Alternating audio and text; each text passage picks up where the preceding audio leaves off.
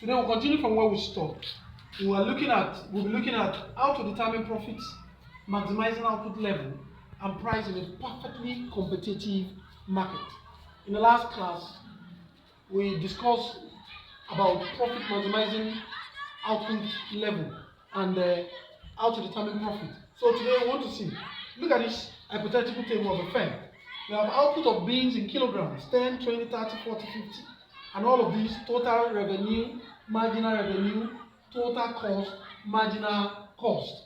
Now, our question says, question 1, what will be the profit maximizing output level of this firm? Now, to determine that, we said that the firm maximizes our profit at the point where MR equals MC. From this table, our MR is 5 here, and MC is also 5. In other words, the profit maximizing output level is 50, where MR equals MC. And that's what we have. Profit maximizing rule. What is the rule? Produce where marginal revenue MR equals marginal cost.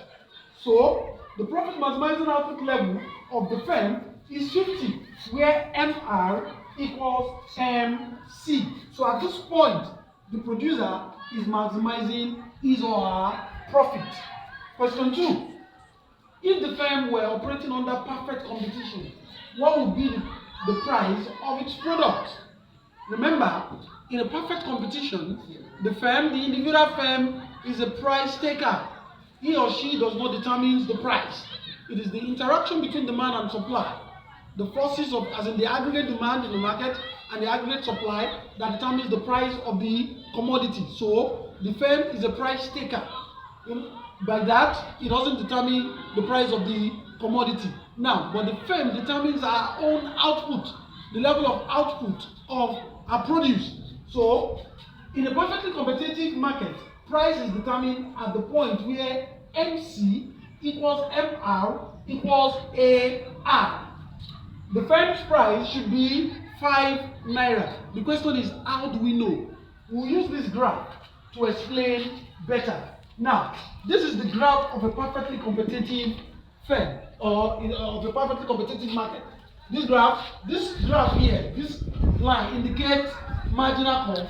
This indicates average cost. Now, this point where there is an intersection is our equilibrium point. At this point, this horizontal line represents our demand curve. For a perfectly competitive firm, the demand curve equals marginal revenue equals average revenue equals price. In other words, MR equals AR equals P. So this horizontal line is the price in which the firm must be selling, and at this price, it is also equal to the average revenue. For further explanation and better understanding, remember that marginal revenue is the additional revenue the firm derives from selling one more unit of that particular commodity.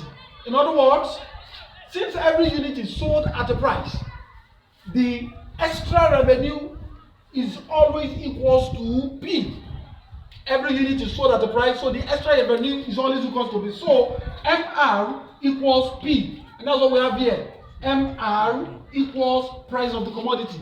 The same thing, AR, we have explained all of this before now. We said AR by formula is total revenue all over quantity. Our total revenue is price times quantity. If we divide Q divided by Q, we have P. That means AR equals P. So demand curve equals MR equals AR equals P. We'll come back.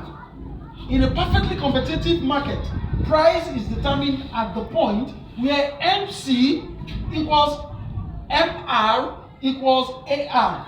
On this graph now, this point where our MC, marginal cost, equals MR is also our price. So the firm's price should be 5 naira. Thank you.